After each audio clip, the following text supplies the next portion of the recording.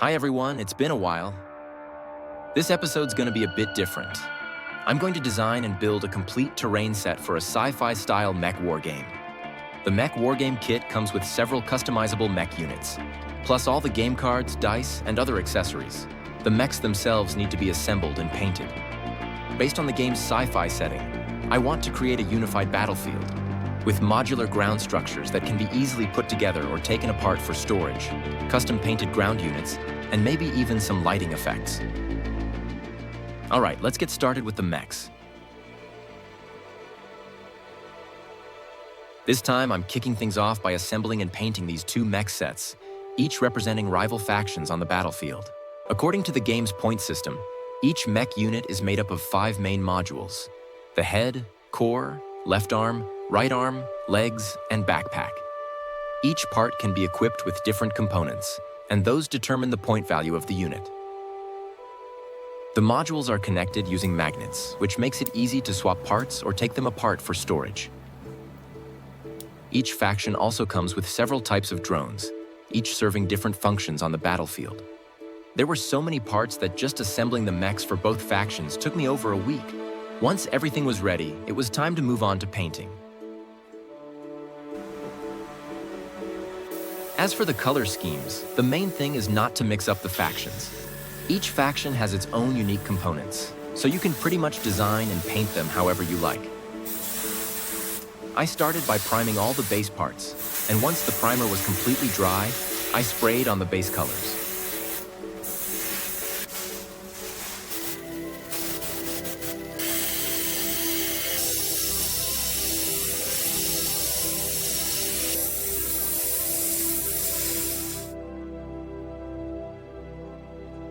Then came the fun part, hand painting all the small details.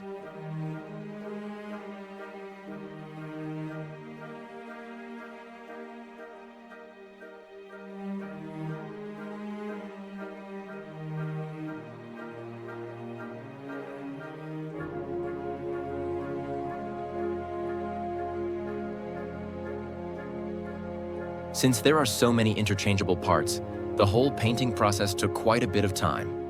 I'll skip the details here. Now let's check out the finished paint jobs on the mechs.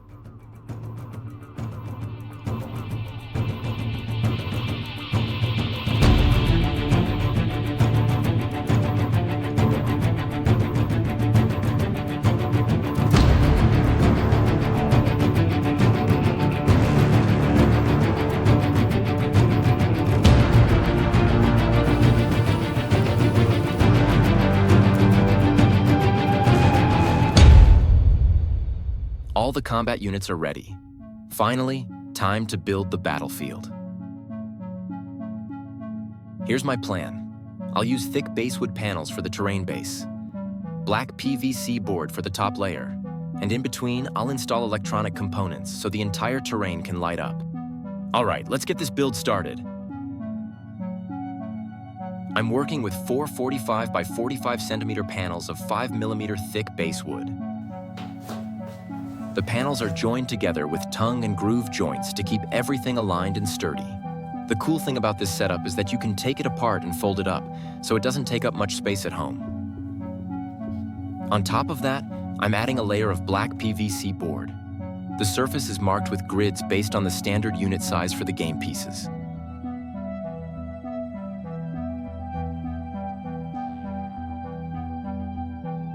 Between the 2 layers, I'm leaving enough space to run the LED wiring so we can create illuminated roads and glowing paths across the terrain.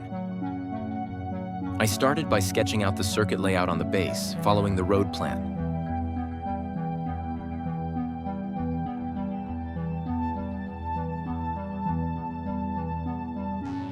Then I just soldered the LED strips along those lines. and used a glue gun to hold everything in place.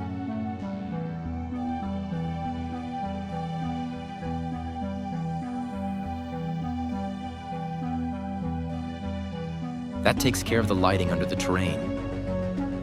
Once the PVC board goes back on top, you can already see how the whole setup is coming together. All right, let's give it a quick test.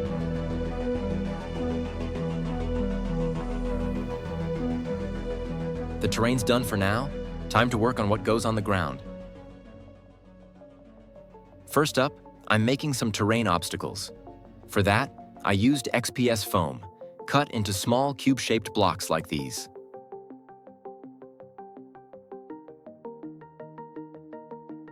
On the surface of each block, I added some engraved details and patterns, just to make them look a bit less plain.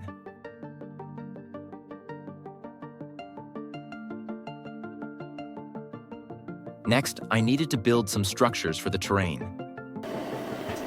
The main material I used is 2mm plywood. After I finished the design, I ran it through the laser cutter to make the parts, and ended up with a pile of wooden pieces like this. From there, it's just a matter of slotting them together, and they turn into modular building units. These standard-sized building units can be freely combined or stacked into multiple levels. The idea is to make the setup flexible, so it can adapt to different battlefield layouts and scenarios. Whether it's a resource grab or a straight-up skirmish, this terrain setup should work perfectly for a standard match. Of course, we're not done yet. Let's keep going and add some more details to the battlefield.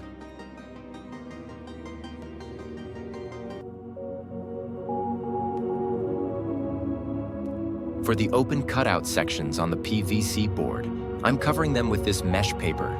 It adds more surface detail and texture, and it also lets the light shine through in a really cool way. It's time to paint the terrain.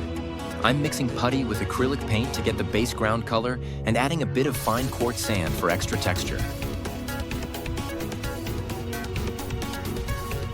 Use a brush or roller to apply it in thin layers, a little at a time.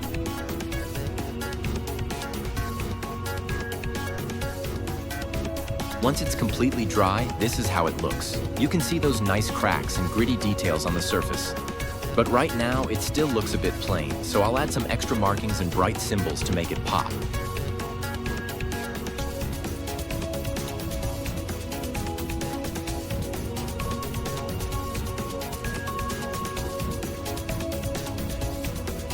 Secure the metal pieces in place, then give them a coat of paint.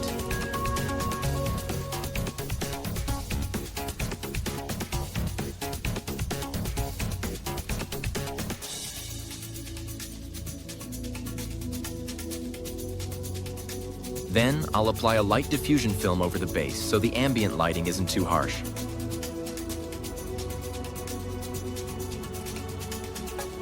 Power it up again. Not bad at all. What do you think? To make the scene richer and more complete, I also 3D printed a few extra decorative pieces.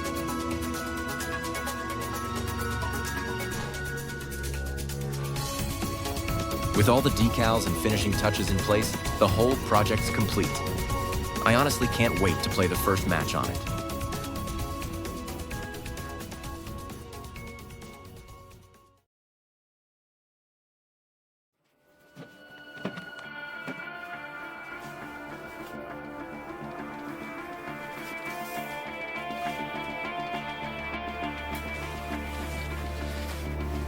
All combat units and terrain pieces are ready to go. Time to set up the battlefield. This is a standard 900-point match, with both sides fielding their own mechs and drone units. The goal of this match is to fight over this key alien mining facility, capture the control point, or wipe out the enemy to claim victory. According to the rules, each pilot can control one mech unit, and the total points for the squad can't exceed 900. Right before the battle begins, we need to assess the strengths and weaknesses of both factions, finalize our combat strategy, assign pilots to their corresponding mechs and drone units, and determine the deployment position for every single unit. This is where matches are truly decided, before the first shot is even fired. Once both sides are deployed, the battle begins.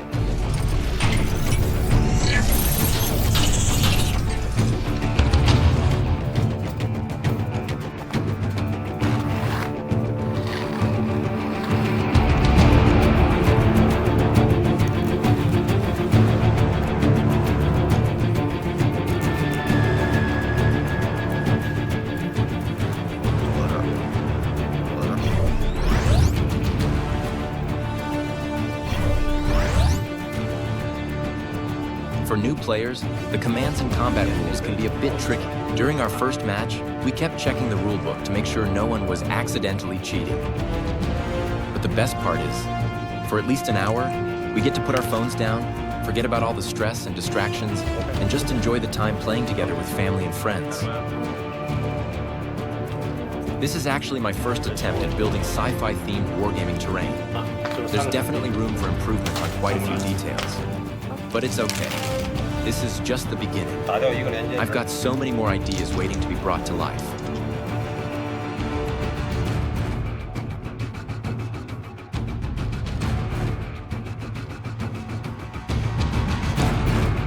If you enjoyed this video, please like and share. Your support helps us bring more exciting projects to life. To all our loyal fans who've been with us through it all, I owe you an apology. The past few months have been a whirlwind as we moved our entire home and studio across the country, which sadly delayed so much of our content. But stay tuned.